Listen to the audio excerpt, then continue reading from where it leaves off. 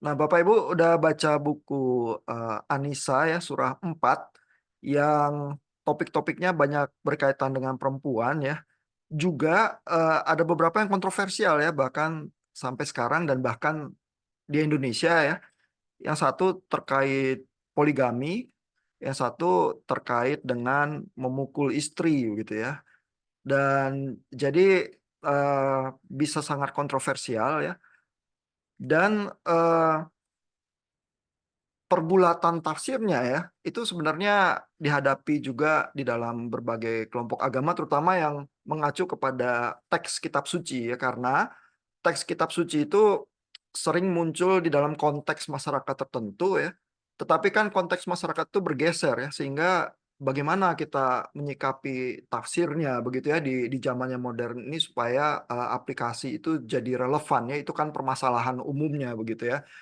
Nah, eh, di dalam tafsir Quran memang ada kecenderungan ya untuk memaknai dan membaca lebih literal ya, paling tidak mungkin dibandingkan dengan komunitas Kristen, karena memang intuisi bahwa Quran itu sesuatu yang berlaku kekal karena turun dari surga itu kuat, begitu ya. Sedangkan kalau buat komunitas Kristen mungkin Alkitab diyakininya sebagai diilhami oleh Roh Kudus, tetapi tidak menyediakan personality dari penulisnya begitu ya, atau konteks sejarahnya, gaya bahasa dan sebagainya ya. Sehingga ini seperti ada perjumpaan ya antara yang ilahi dengan yang di dunia ya. Sehingga membaca kontekstual itu mungkin lebih natural ya di dalam komunitas Kristen. Sedangkan pembacaan yang cenderung kalah literal itu lebih natural di dalam intuisi tradisi Islam begitu ya. Namun di kedua tradisi ini tetap ada berbagai arus tafsir ya, karena tafsir memang nggak sederhana ya. Di komunitas Kristen di dalam pergulatan tafsirnya juga ada yang lebih mendorong ke arah yang literal ya, karena merasa itu tafsir yang lebih to the point. Dalam komunitas Islam banyak juga scholars yang berusaha tafsirnya kontekstual ya, terutama karena berusaha beradaptasi dengan modernitas sehingga relevansi teks kitab suci itu masih sangat tinggi ya untuk zaman modern kita. Nah, kita lihat beberapa bagian ya yang eh, sering diperbincangkan ya dari surah Anisa ya. Kita lihat dulu pembahasan dari Abdel Halim ya. Dan Abdel Halim ini memberikan di awal introduction-nya seperti biasa ya terhadap terjemahan ininya ya, terjemahan Quran yang dia eh, pilih ya. Dan Bapak Ibu kalau membaca terjemahan Abdul Halim ya, begitu diterjemahkan kan sebenarnya selalu terjadi tafsir ya, sehingga pilihan kata yang dia pakai ya untuk ayat tertentu itu sebenarnya udah menyiratkan tafsir tertentu. Plus Abdul Halim ada catatan kakinya ya, sehingga bagian itu jadi interesting ya. Nah, ini pemaknaan yang ditawarkan oleh Abdul Halim ya, bahwa surah An-Nisa itu beberapa tema utamanya adalah mendorong keadilan ya, terutama untuk anak-anak dan anak yatim ya. Lalu juga persoalan warisan ya dibahas di beberapa bagian di surah An-Nisa ya.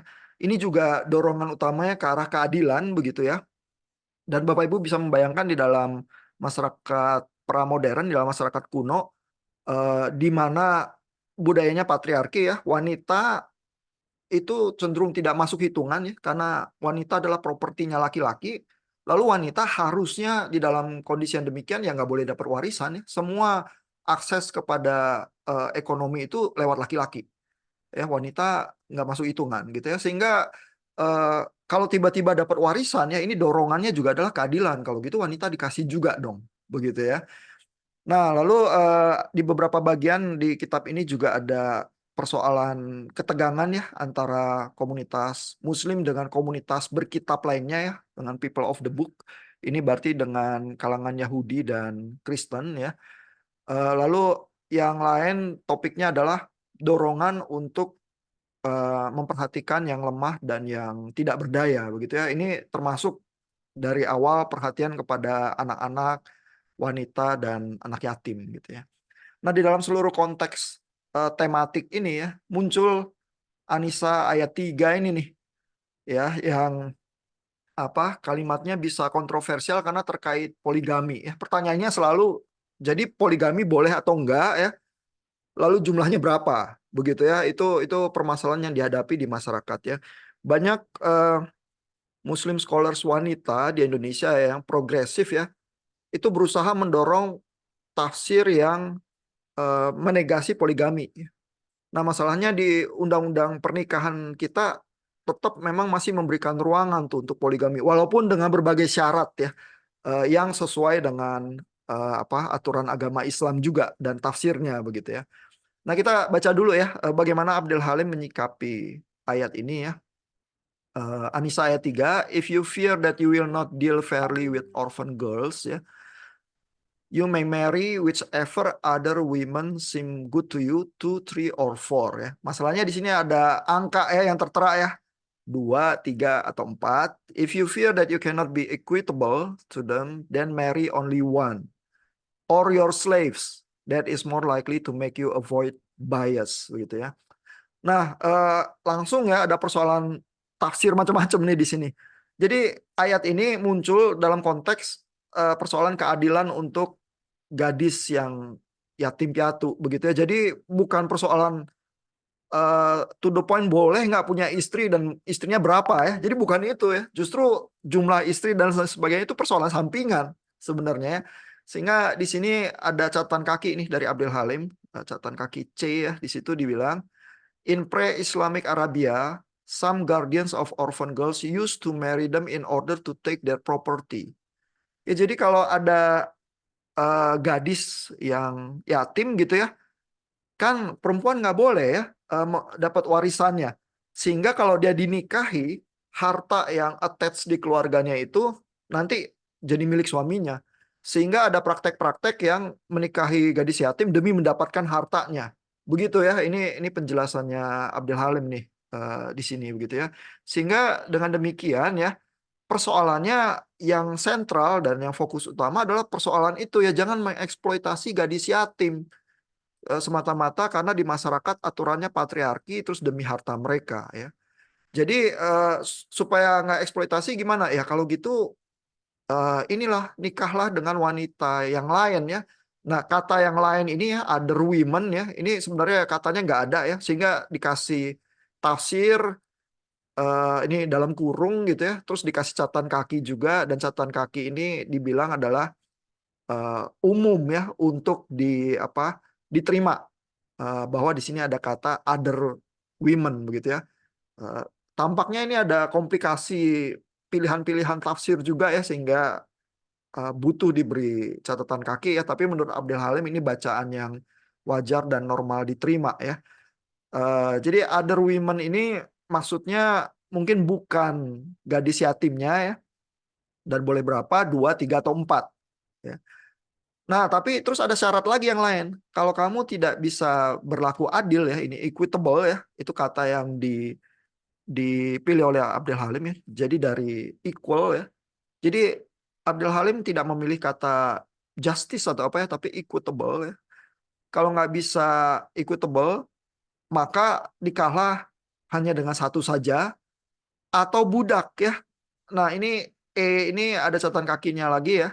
Sebenarnya secara literal, budak itu ya, yang diterjemahkan jadi budak adalah what your right hands possess ya. Apa yang dimiliki tangan kananmu. Ya, sehingga budak itu kalau dinikahi atau berhubungan seksual itu hal yang normal sekali ya di dalam masyarakat pramodern begitu ya. Eh, Makanya Bapak Ibu kalau baca kisah Abraham ya, di dalam kacamata modern, begitu Sarah itu bilang ke Abraham, kamu berhubungan aja dengan Hagar ya supaya dapat keturunan ya.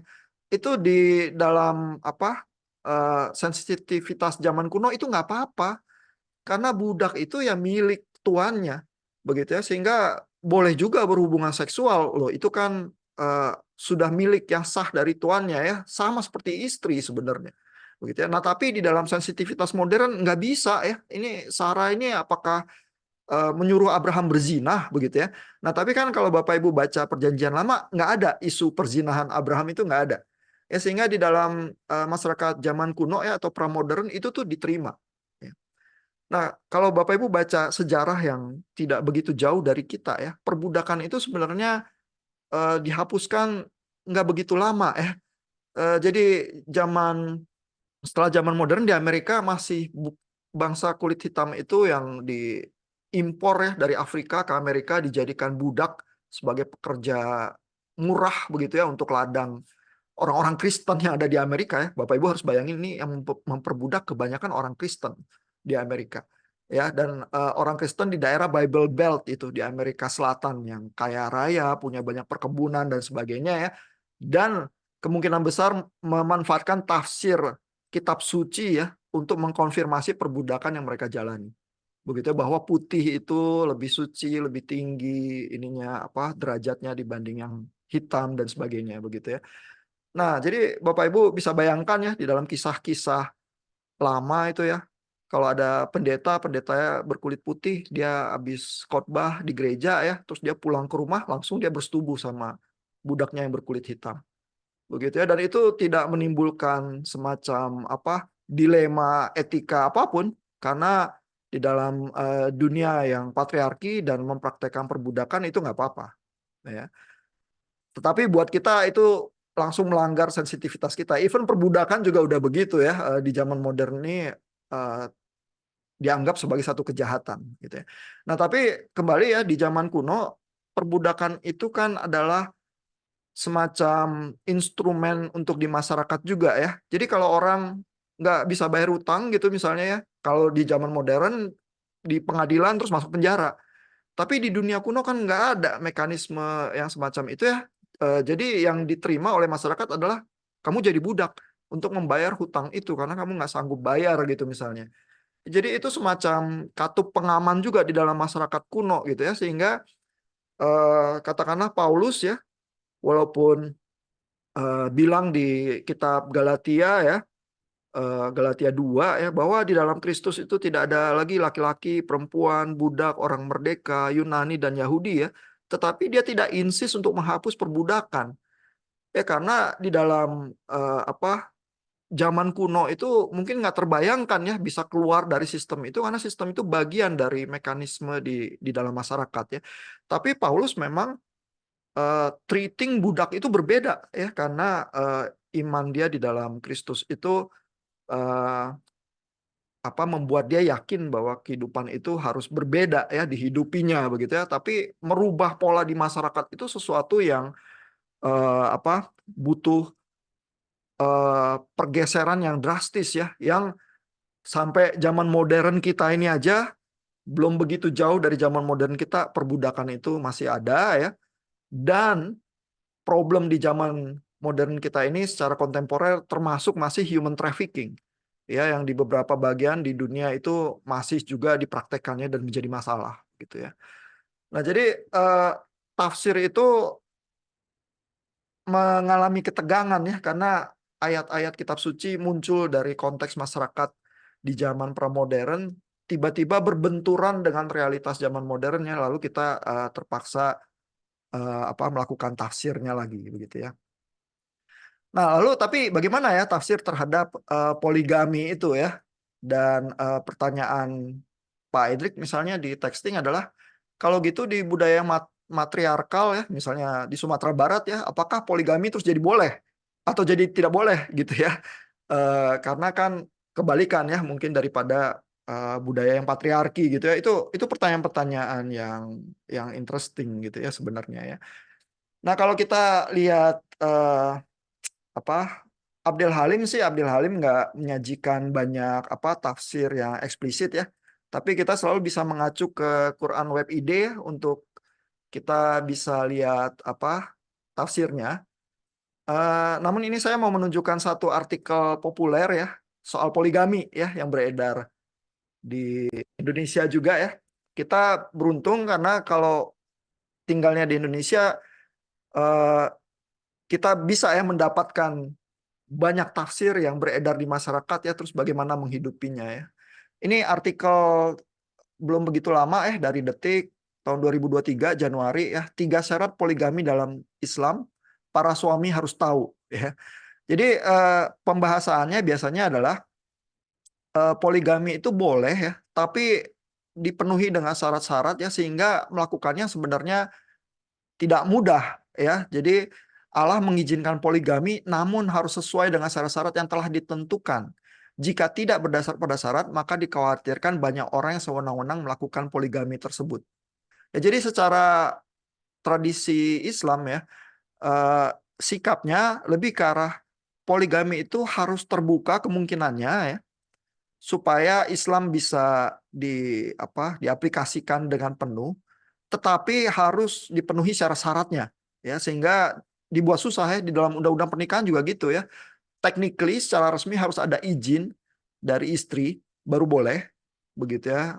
Lalu harus memenuhi alasan-alasan tertentu ya. Nah, ini syaratnya apa yang secara umum sering diterima oleh masyarakat ya. Ini soal jumlah ya, di sini yang tertulis di Detik ya, tidak lebih dari 4 ya, dan Bapak Ibu bisa maklum ya bahwa ini muncul dari tafsir An-Nisa ayat 3 itu ya, karena tertulis jumlahnya di situ 2, 3 atau 4 gitu ya.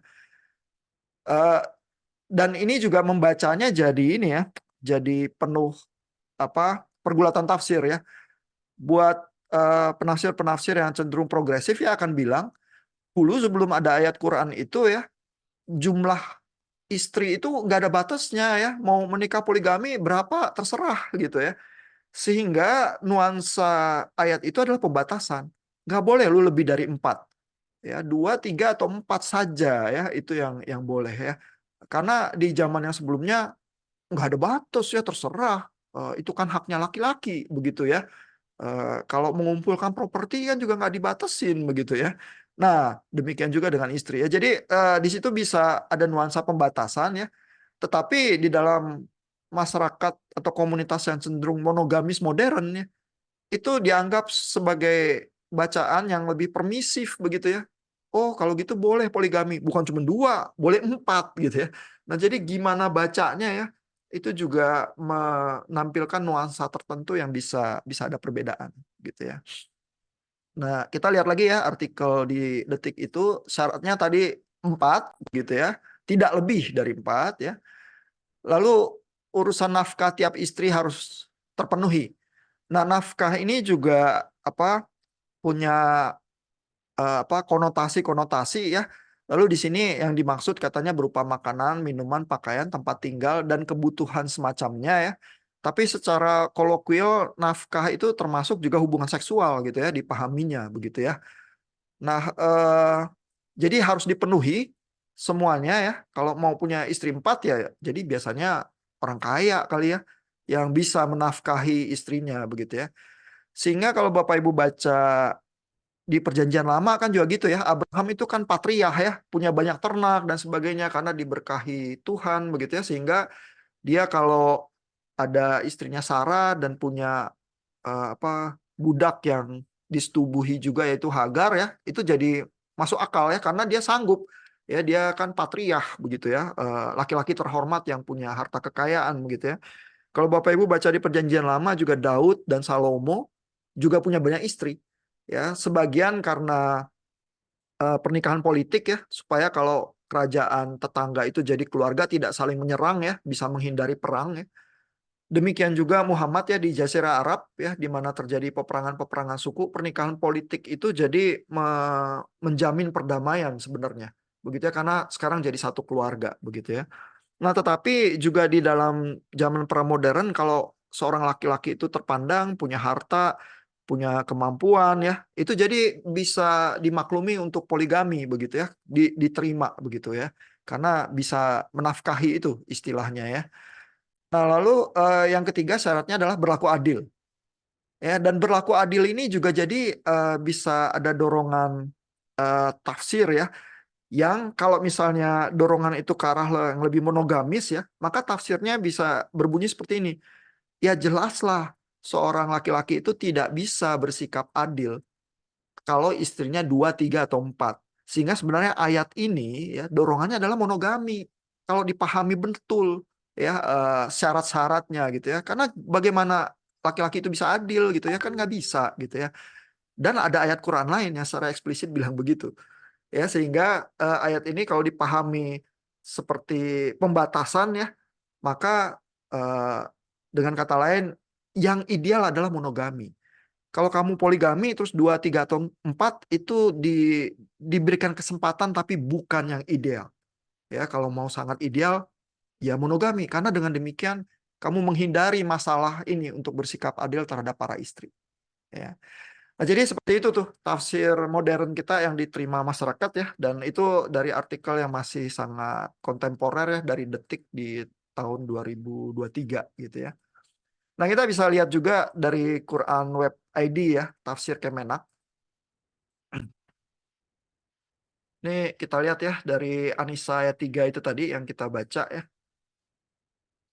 Ini paragraf pertamanya mungkin sudah menyarikan ya berbagai dilema-dilema tafsir itu ya. Allah menjelaskan seandainya kamu tidak dapat berlaku adil atau tidak dapat menahan diri dari makan harta anak yatim itu ya. Nah, ini makan harta anak yatim ini sejalan dengan catatan kakinya Abdel Halim itu ya. Jadi ada masalah di zamannya bahwa anak wanita yatim itu dinikahi supaya dimakan hartanya ya, karena sebenarnya yang wanita itu mungkin kesulitannya di dalam budayanya untuk menerima hak warisan begitu ya. Jadi bila tidak dapat menahan diri makan harta anak yatim itu, maka janganlah kamu menikahinya dengan tujuan menghabiskan hartanya, melainkan nikahkanlah ia dengan orang lain. Ya, jadi jangan mengeksploitasi anak gadis yatim. Dan kamu pilihlah perempuan lain yang kamu senangi. Ya, jadi ini other women itu ya, tampaknya tafsir Kemenak juga sejalan dengan Abdul Halim ya. Pilih perempuan yang lain ya, yang kamu senangi. 1, 2, 3, atau 4 dengan konsekuensi. Nah, ini ada syaratnya ya. Kamu memperlakukan istri-istri kamu itu dengan adil ya. Jadi nuansa ayat ini ya bukan persoalan poligami ya, tapi persoalan keadilan. Ya, karena berkali-kali problemnya adalah anak yatim itu yang harus diberikan keadilan. Kalau punya istri lebih dari 1, keadilan juga ya. Dan keadilan dalam hal apa? Pembagian waktu bermalam ya. Ini persoalan juga nanti, masalahnya adalah kalau berhubungan seksual punya anak, lalu nanti kalau ada istri yang tidak ada anaknya ya, dan tidak berhak menerima warisan kalau anaknya laki-laki dan lain sebagainya, ini persoalan keadilan juga sebenarnya. Jadi kalau ada istri yang tidak pernah disetubuhi begitu ya, ini menerima ketidakadilan begitu. Jadi harus digilir begitu ya. Nah, ini nafkah, perumahan atau berbagai bentuk materi lainnya ya. Nah, ini jadi poinnya apa? Islam membolehkan poligami dengan syarat-syarat tertentu. Ya, jadi boleh atau enggak? Boleh. Ya, Islam tradisional akan bilang gitu. Tapi syaratnya ketat begitu ya. Nah, tapi lalu ada tambahan nih di dalam tafsirnya ya, tetapi pada dasarnya 1 istri lebih baik. Ya, ini tafsir pembatasan itu tadi ya yang mendorong ke arah ada loh kondisi yang lebih ideal ya. 1 istri lebih baik. Ya, seperti dalam lanjutan ayat itu ya, persoalan keadilan itu. Jadi sebelum turun ayat ini, poligami udah ada dan pernah pula dijalankan oleh para nabi sebelum Nabi Muhammad. Ayat ini membatasi poligami sampai 4 orang. Ya, jadi ada nuansa pembatasan itu nih di dalam tafsir Kemenak juga. Ya. Nah, ya di bagian bawahnya juga ada persoalan perbudakan ya di situ ya, yang dibahas ya. Jadi misalnya ketika Islam lahir, perbudakan di dunia barat dan timur sangat subur dan menjadi institusi yang sah seperti yang dapat kita lihat dalam sejarah lama dan dilukiskan juga dalam beberapa bagian dalam Bible.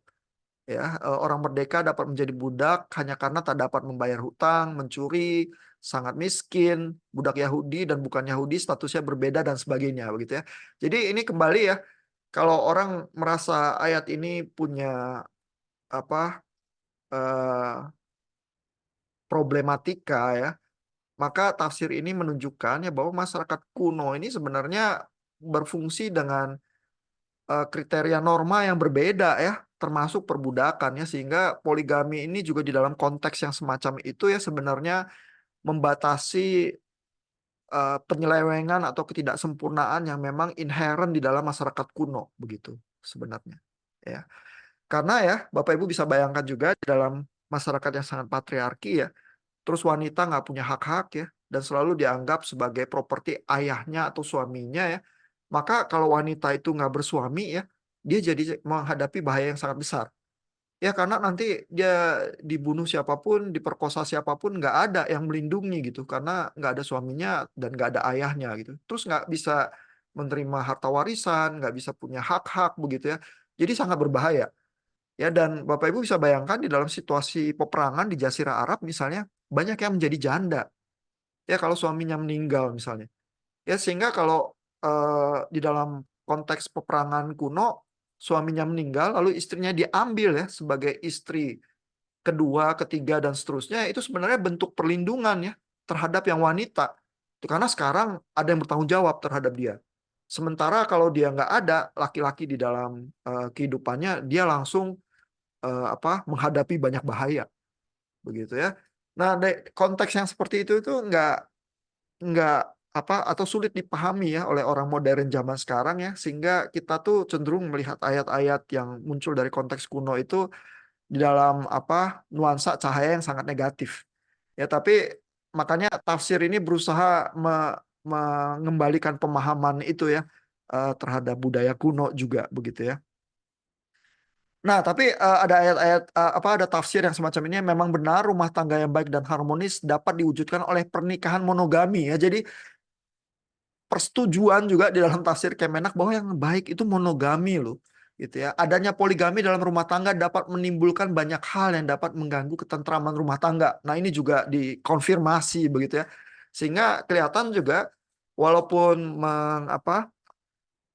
mengakomodasi poligami ya sebagai hal yang muncul dalam tradisi Islam, tampak juga tafsir Kemenak ini berusaha melakukan tafsir yang lebih modernis ya, mendorong ke arah pemahaman monogami sebagai kondisi yang lebih lebih ideal begitu ya. Eh, ah. Jadi apa juga ada persoalan ya. Eh, ini ada kalimat-kalimat yang manusia dengan fitrah kejadiannya memerlukan hal-hal yang dapat menyimpangkannya dari monogami ya. Hal tersebut bukanlah karena dorongan seks semata, tetapi justru untuk mencapai kemaslahatan mereka sendiri yang karenanya Allah membolehkan atau memberikan hukum keringanan kaum laki-laki untuk melakukan poligami begitu ya. Sehingga biasanya ya argumen yang semacam ini itu diberikan untuk mencegah zina. Ya, jadi poligami itu lebih baik daripada zina, begitu ya. Karena dorongan seks laki-laki, begitu ya. Jadi ini juga ada ya argumen-argumen yang beredar kalau Bapak Ibu baca bacaan populer ya atau diskusi tentang poligami di YouTube dan lain sebagainya. Seringkali argumen semacam itu juga dikemukakan ya. Terutama mungkin dari pihak yang laki-laki ya. Karena yang laki-laki bilang ya daripada zina mungkin lebih baik resmi begitu ya karena di dalam pernikahan dan ada aturannya begitu ya. Tapi buat yang wanita argumen itu biasanya eh, tidak lazim disebut ya karena mungkin bagi yang wanita terutama di dalam konteks yang modern eh, itu terlampau patriarki kali ya argumennya semacam itu ya. Eh, Poligami dibolehkan semata-mata karena zina begitu ya. Dan penafsir-penafsir wanita Muslim yang progresif akan menunjukkan ya bahwa ayat itu nggak bilang loh sama sekali bahwa syaratnya atau argumennya kenapa boleh poligami adalah menghindari zina. Enggak loh. Ayat itu justru ya dorongannya adalah keadilan bagi anak yatim, bukan karena menghindari zina. Ya, jadi penafsir Muslim wanita yang progresif itu akan menggali dari konteks ayatnya sendiri ya dan menunjukkan argumen semacam itu sebenarnya nggak valid ya untuk menghindari zina karena ayatnya sendiri nggak mendorong ke arah sana. Ya. Nah mungkin sejauh ini ya Bapak Ibu udah mulai bisa merasakan ya ketegangan tafsir itu ya dan mudah-mudahan lebih memahami ya nuansa-nuansa yang beredar di seputar ayat-ayat yang menyangkut wanita ini. Nah dari Bapak Ibu ada pertanyaan atau komentar silakan kalau ada.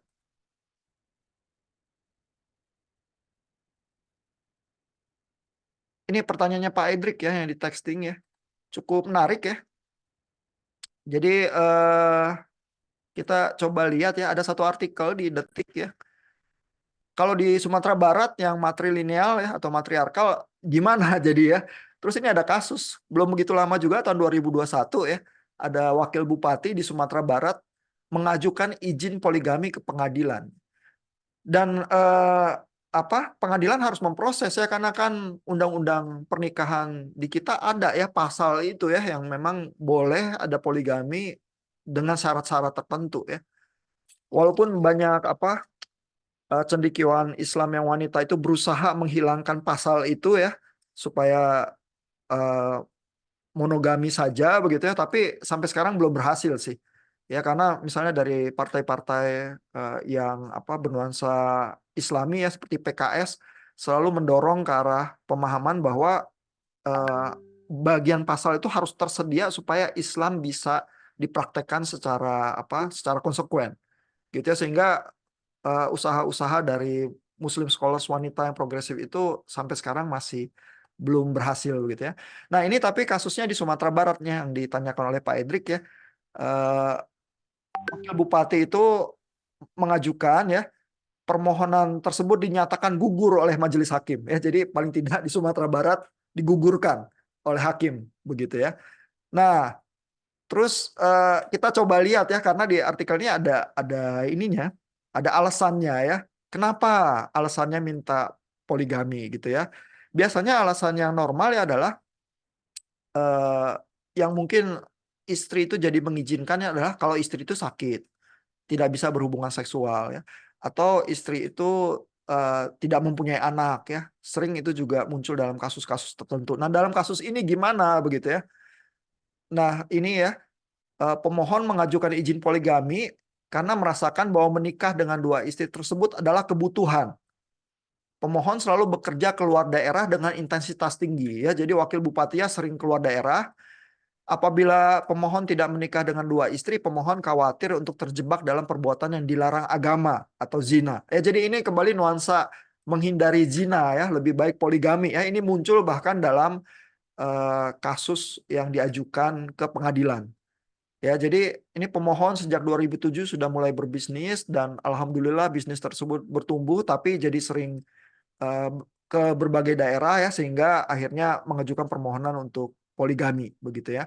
Saat ini pemohon memiliki 4 anak dengan istri pertama ya, jadi nggak bisa pakai alasan istri nggak punya anak ya, karena udah punya 4 anak ya, dan 1 anak dengan istri kedua begitu ya. Udah ada istri kedua juga begitu ya. Tapi kan syaratnya poligami boleh 4 orang begitu ya.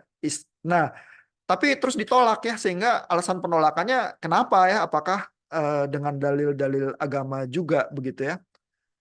Oh, ini ada argumen juga ya bahwa pemohon itu mampu memenuhi kebutuhan termohon dan anak-anaknya ya. Karena itu tadi ya, harus bersikap adil ya terhadap istri-istrinya ya, sehingga harus membuktikan ada kemampuan itu ya untuk bersikap adil terhadap istrinya, termasuk menafkahi ya. Ini tercatat dalam beritanya penghasilan lebih dari 50 juta per bulan.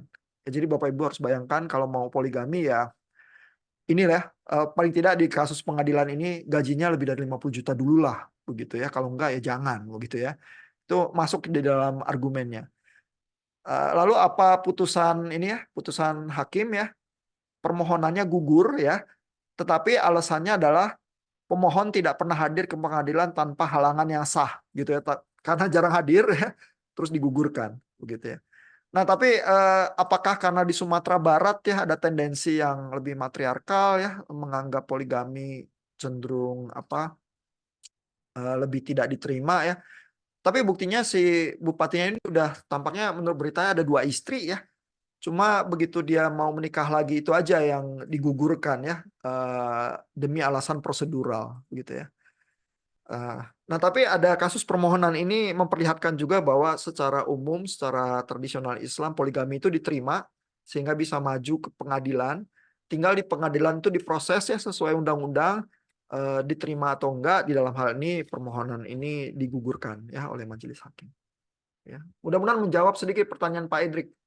Jadi apakah bisa ada argumen itu di Sumatera Barat? Bisa masuk bahkan sampai ke pengadilan.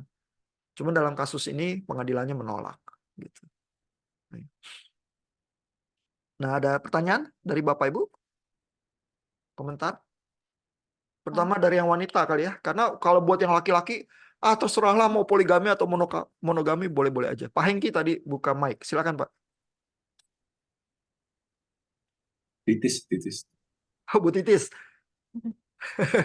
Bu Titis ya, Bu. Silakan, Bu. Ya, apakah ketika ada anak yatim atau janda, satu-satunya cara untuk menolong dan membela hak mereka itu dengan cara menikahi gitu, seperti yang di surat ini, Pak. Iya, jadi dalam apa masyarakat kuno tampaknya seperti itu ya, karena itu tadi wanita itu pelindungnya adalah suaminya atau ayahnya. Begitu dia yatim, terus dia nggak menikah, dia nggak punya siapa-siapa kan. Jadi dia dibunuh, diperkosa, dirampok. Itu tuh nggak ada yang mengklaim nanti sebagai pelindungnya dan menuntut balas gitu. Jadi wanita yang semacam itu jadi dalam bahaya ya.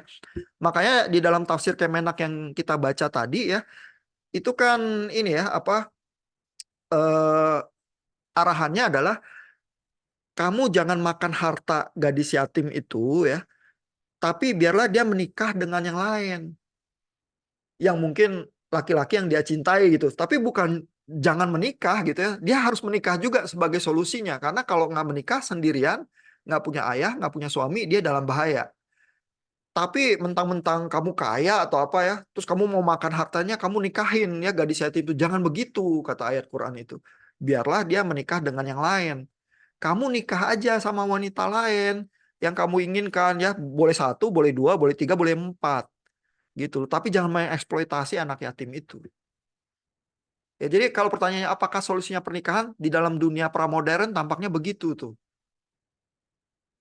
Ya. Nah, masalahnya di dalam dunia kita sekarang ya tampaknya malah karena ada apa equality ya, wanita itu bisa mengakses pendidikan, bisa mengakses pekerjaan yang baik juga ya, bisa ikut pemilu ya. Zaman dulu nggak boleh ya wanita ikut pemilu ya. Even di Amerika juga ya, itu baru puluhan tahun terakhir ini diberikan haknya begitu ya, karena persoalan politik persoalan laki-laki.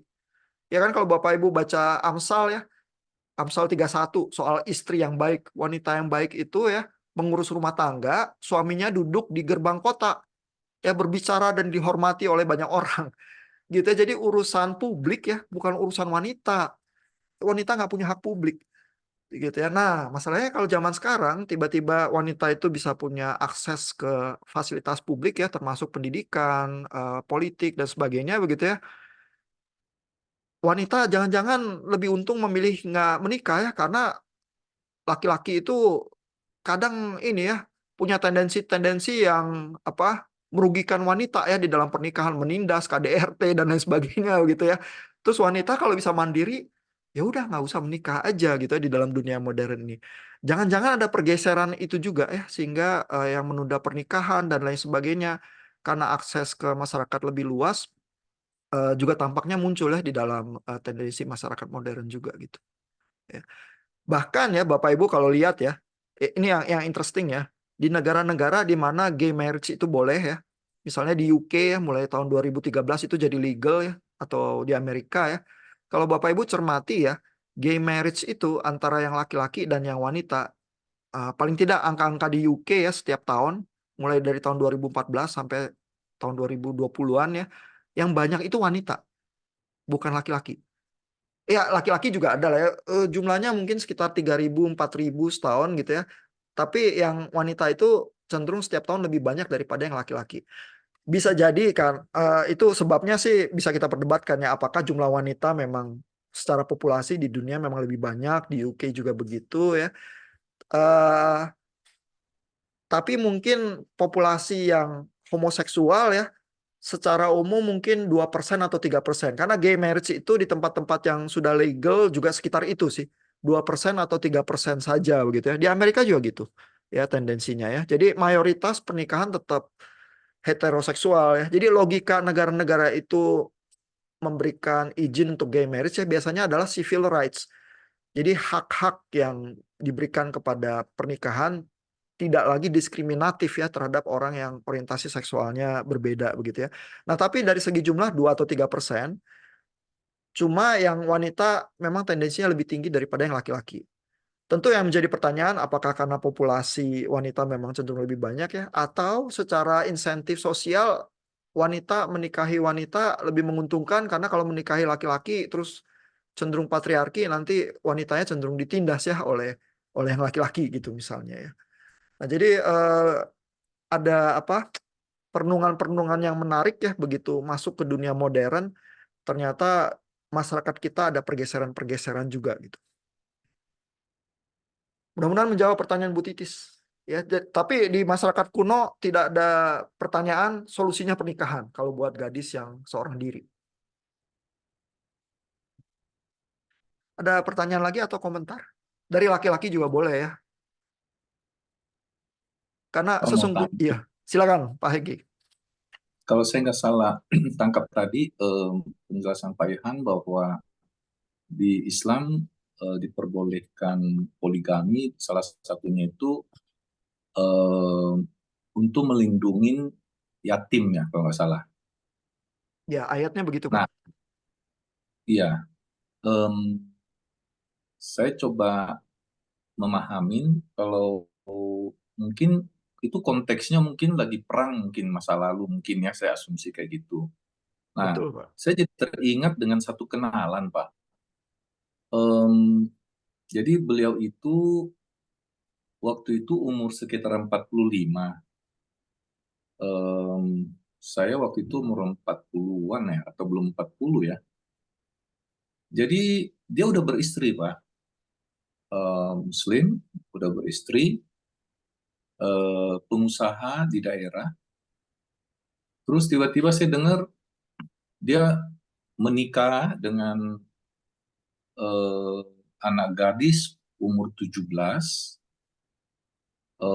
ada uang maharnya, ya, orang tuanya masih ada, ya. Nah, jadi bagaimana bisa kita bedakan bahwa eh, dalam pengajaran Islam ini solusi poligami ini untuk melindungi anak yatim dibandingkan dengan hasrat aja gitu loh. Jadi karena punya uang, apakah istrinya itu sudah tidak seperti dulu lagi, ya. Kemudian ada uang, kemudian em, ya bukan anak yatim, tapi ya bisa bisa diangkat sebagai anaknya sebetulnya gitu loh. Jadi gimana bisa kita bedakan gitu ya? Betul. Nah, ini pertanyaan sangat baik ya dari Pak Hengki. Terima kasih. Jadi memang di sini kita lihat perdebatan dan ketegangan tafsir itu ya. Di kalangan Islam, terutama penafsir-penafsir wanita ya, itu akan bilang, loh zaman sekarang kan udah beda ya. Dan kalau baca ayat itu ya Anisa ayat 3 itu, ya jangan melupakan bagian pertamanya itu. Ini persoalan keadilan untuk anak yatim. Jadi kalau sekarang konteksnya udah berubah, ya jangan memaksakan poligami. Begitu ya, itu penafsiran progresif ya. Kalau penafsir yang lebih tradisional, dia akan bilang bahwa ya kita baca aja secara hurufiah seperti itu, literal. Ya, literalnya kan memang boleh poligami ya, bahkan sampai 4 begitu ya. Yang penting bisa adil. Ya, yang penting ini ya apa menafkahi semua. Begitu kalau syarat-syarat itu dipenuhi, literalnya begitu gitu ya. Nah, jadi ini pertentangan antara tafsir yang kontekstual dan yang cenderung literal itu tadi itu. Tinggal ini kita berasal dari kelompok komunitas yang mana ya. Cuma di Indonesia kita itu apa tafsirnya itu terekam juga di dalam eh, terjemahan hukumnya, hukum pernikahan. Ya, sehingga kita lihat apa pintu untuk kepada tafsir yang lebih literal itu tertera di hukum pernikahan kita gitu ya, karena membolehkan sih poligami asal memenuhi syarat begitu ya.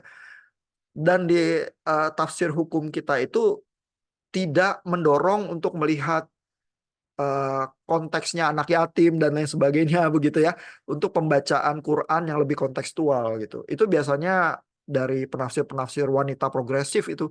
Di Indonesia misalnya ada Prof. Nina Nurmila ya, yang dia ngajarnya di Universitas di Bandung. Itu nanti saya pilihkan satu chapter argumennya Prof. Nina gitu ya, tentang poligami ya di beberapa minggu ke depan, nanti Bapak Ibu bisa baca.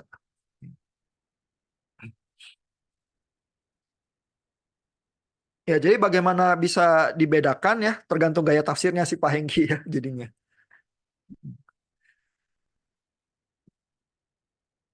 Nah, sebenarnya sih di ayat-ayat Alkitab Kristen juga ada ya nuansa-nuansa. Karena kan ayat Alkitab Kristen juga muncul dari zaman dari masyarakat kuno konteksnya yang bisa lebih cenderung patriarki ya. Jadi tetap ada problem pembacaan kontekstual itu juga menjadi pergulatan kita ya. Tapi misalnya yang kita alami perbedaan antara wanita dan laki-laki itu mungkin kalau di kalangan gereja lebih ke arah wanita tuh boleh jadi pendeta atau enggak, boleh khotbah atau enggak gitu ya. Eh, Persoalan-persoalan itu ya. Kalau poligami tampaknya di komunitas Kristen udah menjadi hal yang secara konsensus dianggap negatif ya, dan monogami itu yang menjadi standar begitu ya. Mungkin ayat-ayat yang mendorong untuk ke arah monogami adalah misalnya nasihat Paulus ya, kalau memilih penatua jemaat pilihlah yang punya satu istri saja begitu ya, sehingga dorongannya seperti itu ya ke arah monogami. Dan tertulisnya literal ya, jadi kalau dibaca literal juga kesannya kuat mendorong ke arah monogami. Tapi kalau kita mau baca kontekstual ya, kalau kita hati-hati ya, kenapa Paulus sampai bilang bahwa lebih baik pilih laki-laki dengan satu istri? Kalau kita bayangkan konteksnya ya, sebenarnya adalah karena di masyarakat kuno praktek poligami itu biasa terjadi. Ya karena kalau misalnya ya kebanyakan orang Kristen di gerejanya Paulus monogami, sedangkan yang poligami itu perkecualian ya, maka mungkin Paulus nggak usah kasih nasihat itu kali. Ya kalau pilih penatua sambil merem, kebanyakan yang kepilih monogami. Tapi Paulus harus kasih nasihat itu ya, terutama karena prakteknya di zaman kuno poligami itu biasa. Dan terutama laki-laki yang berpengaruh, punya kekuasaan, punya harta, itu cenderung poligami. Terus kan dia yang cenderung terpandang, terus nanti jadi penatua jemaat, ya kan? Sehingga Paulus tuh memberikan nasihat itu demi kehati-hatian ya. Lebih baik kalau kamu pilih penatua yang punya satu istri. Kita zaman modern sekarang ya, eh, menyikapi tafsir ayat itu tuh cenderung melihat bahwa oh ya kalau kamu istri banyak ya, kamu ngurus keluarga aja nggak bisa gitu ya, apalagi kamu ngurus jemaat jadi penatua, jangan mimpi gitu ya, kita bacanya tuh begitu ya. Tapi mungkin sesungguhnya Paulus itu memberikan batasan itu karena masyarakat kuno itu poligami itu biasa dan cenderung the powerful male ini ya, personality di dalam komunitas itu yang poligami. Sehingga kalau pilih penatua, terus laki-laki yang berpengaruh dan berkuasa, nanti dia punya banyak istri. Nah, Paulus nggak mau. Lebih baik yang punya satu istri aja. Gitu ya. Nah, jadi kalau kita baca kontekstual, mungkin kita jadi lebih bisa menghayati ya perbedaan masyarakat kuno dan sekarang ya. Terus melihat bagaimana tafsir itu bergeser dan bergerak ya. Nah, cuma di dalam penerimaan masyarakat modern di komunitas Kristen, monogami itu jadi standar. Sehingga sebenarnya ya, kalau Bapak Ibu berusaha renungkan ya, kenapa monogami jadi standar? Karena terutama mungkin karena baca Paulus itu literal sih kecenderungan. Ya, jadi pembacaan literal itu kuat ya. Eh, karena berpikirnya jadi lebih sederhana. Pokoknya tertera di huruf itu aja lah yang kita patuhi, udah selesai kan ini kitab suci gitu. Pembacaan kontekstual itu yang lebih berat tuh. Ya sehingga penafsir-penafsir kontekstual itu PR-nya lebih banyak biasanya. Ya. Iya, wah kita udah injury time nih. Sorry saya agak telat juga sih tadi ya 10 menitan ya. Bapak Ibu ada pertanyaan lain?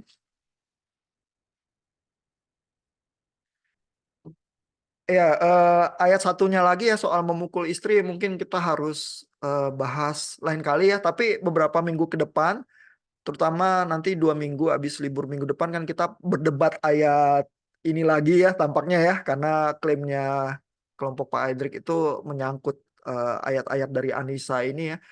Terus beberapa minggu ke depan lagi nanti juga ada penafsir-penafsir perempuan yang saya pilih teksnya untuk Bapak Ibu baca. Jadi kita akan kembali berurusan dengan ayat-ayat dari Anissa ini sih. Jadi kita tangguhkan ya beberapa pembahasan tentang ayat yang lain ya untuk kemudian hari juga nggak apa-apa. Ya. Eh, ada komentar lagi atau pertanyaan sebelum kita berpisah? dari yang wanita mungkin. Mungkin pertanyaan saya buat Bapak Ibu yang wanita ya. Bapak Ibu kalau merasakan masyarakat Indonesia ya, secara umum ya, seberapa patriarki sih masyarakat Indonesia itu?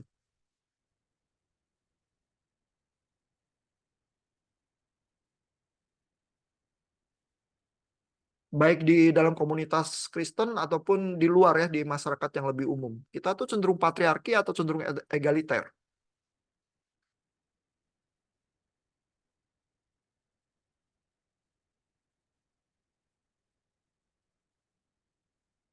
Yang laki-laki boleh komentar juga sih, tapi yang laki-laki kan karena laki-laki dia kurang sensitif kali ya terhadap isu ini, yang merasakan yang wanita gitu ya. Kamu bilang egaliter, enak aja ya, saya setiap hari hidupnya susah gitu misalnya. Ya Iya, nah ya. patriarki Emansipasi, sih, Pak. Pak. Gimana Bu Titis? Sorry. Patriarki juga. Cenderung patriarki Cenderung, masih. iya, Bahkan di cenderung itu. komunitas Kristen ya. Tadi Pak Hengki bilang emancipatif ya, tapi Bu Titis bilang patriarki. Ini kan langsung ya terjadi perbedaan tafsir. Di gereja gitu kan Pak, nggak bisa, yang perempuan nggak bisa naik mimbar, masih ada gereja yang menganut aturan itu. Hmm, hmm. Sebagian gereja reform begitu ya, tapi nggak semua gereja reform begitu sih. Ya. Eh, Gereja-gereja di Gemim ya, di Manado, 70% pendetanya wanita. Ya, jadi ada bagian di dalam masyarakat dan gereja di Indonesia itu yang sangat progresif ya, menyediakan ruangan untuk wanita gitu ya. Tapi ada yang lebih cenderung memang lebih konservatif ya, terus wanita nggak boleh jadi pendeta gitu misalnya. Ya. Tapi yang terasa masih masih patriarki ya, Bu Titis ya. Eh, Kalau Bu Lea sama Bu Delvi perasaannya gimana? Kita cenderung patriarki atau enggak? Iya Pak, kalau dalam pengalaman saya di kehidupan ya sehari-hari gitu Pak, terus juga dari beberapa eh, kasus lah yang saya temui, kita kan memang di Alkitab diajarkan bahwa istri kan harus tunduk sama suami kan Pak, Oh ya, harus seperti itu. tunduk ya. Nah, Hmm. cuman kadang-kadang kalau suaminya berbuat salah, kan istri sebagai seorang penolong kan harus sebagai penolong itu kan memberitahu gitu kan ya Pak, memberikan masukan. Ya memang kita kan tidak ada tidak kebal dengan kesalahan, lah, semua bisa melakukan kesalahan gitu loh. Tapi bila mana kesalahan itu eh, bisa kita berikan masukan supaya tidak terulang lagi seperti itu. Nah banyak dari teman-teman yang pokoknya kamu tetap harus tunduk sama suami. Jadi kan itu yang kita nggak bisa terima juga Pak. Lalu salah kan kita penolong, kita maksudnya supaya memberitahu gitu. Tapi ya jadi gimana otoriter gitu ya Pak. Saya jadi kadang-kadang juga kalau diskusi gitu ya di Komisi Wanita ya saling sharing juga gitu loh. Itu yang kendala di kami sih Pak gitu. Ya, ya. Jadi ayat itu bagaimana ya membacanya begitu Ya, ya? kita kan memang mau tunduk sesuai kita mau jadi pelaku kita tunduk. Tapi kan kalau seorang suami sebagai imam misalnya nih Pak ada melakukan kesalahan yang secara prinsip sudah salah, terus juga kita di lain sisi kita istri sebagai penolong kan penolong itu kan berarti ya memberitahulah kan Pak gitu kalau dia salah gitu kan. Cuman nah terkadang kalau ada beberapa ya memang tergantung karakternya juga sih Pak. Ada yang mau mendengar, ada juga yang keras kepala gitu. Nah kan timbul konfliknya kalau berbenturan dengan yang keras kepala Pak. Berpegang dengan ayat itu, pokoknya istri harus tunduk sama suami. Betul, betul. Udah berantem terus suaminya kutip ayat Alkitab ya, kamu harus Nah, tunduk begitu ya. begitu.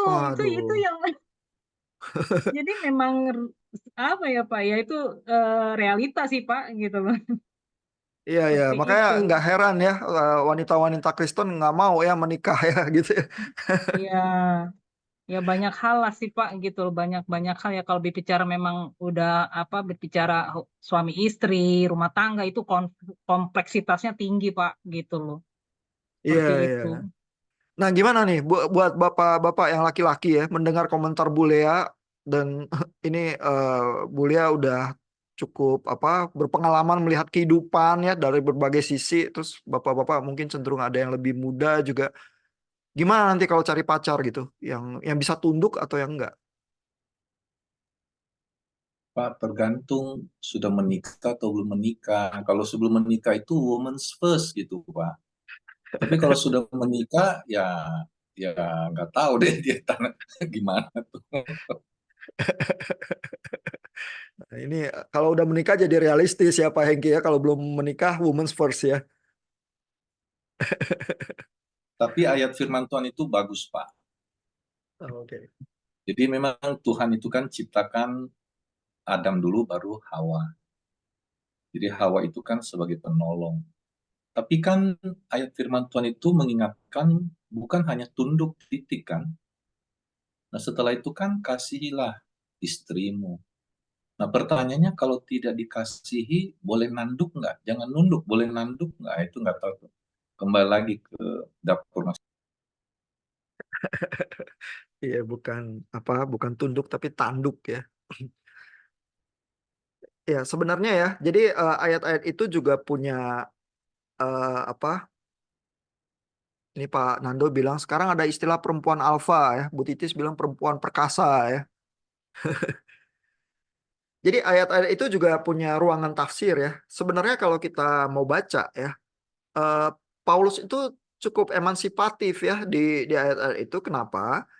Karena dia memperlihatkan kewajiban yang wanita dan laki-laki. Ya dia sebut satu-satu. Ya bahkan anak-anak terus budak dia sebut juga begitu ya. Padahal kalau di dalam budaya yang murni patriarki ya, yang wanita kewajibannya apa nggak jadi masalah karena nggak relevan.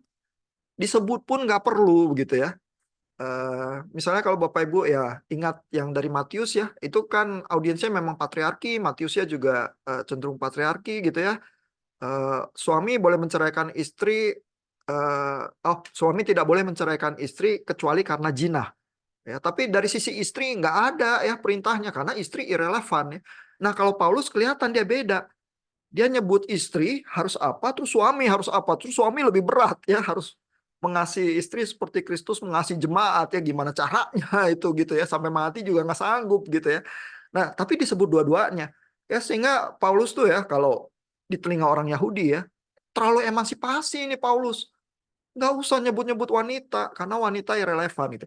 Nah tapi kan kalau mau baca yang semacam itu memang harus memahami konteks masyarakat kuno juga ya, baru bisa kelihatan ini Paulus agak nyeleneh nih sebenarnya nih gitu. Kalau kita bacanya cuma literal aja ya kita jadinya terobsesi sama persoalan tunduk itu ya. Kamu sebagai wanita udah cukup tunduk atau belum? Gitu ya misalnya ya. Eh, Pada kenyataannya ya praktek di masyarakat kita itu masih cenderung sangat patriarki misalnya ya. Kalau di keluarga itu ekonomi terbatas. Siapa yang disekolahin? Anak laki-laki atau anak perempuan? Misalnya. Siapa yang boleh masuk ke perguruan tinggi misalnya? Kalau pas-pasan banget ya. Pasti yang didaluin laki-laki. Misalnya bisa ada pertimbangan nggak? Kalau wanita itu lebih lebih intelektual, lebih akademis ya. Boleh nggak dia yang disekolahin tapi yang laki-laki nggak usah? Yang laki-laki maunya jadi chef karena suka masak gitu misalnya. Boleh nggak? Wah susah ya di keluarga apalagi yang di timur gitu ya, wah susah gitu ya. Misalnya juga ya, laki-laki sama wanita menikah, terus karirnya mungkin beda kota gitu ya, yang lebih lebih menjanjikan gitu ya.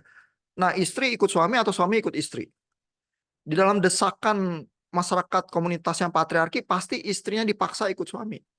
Padahal sama-sama pendidikannya, padahal sama-sama kompeten, begitu ya. Tapi nggak bisa, istri harus ikut suami.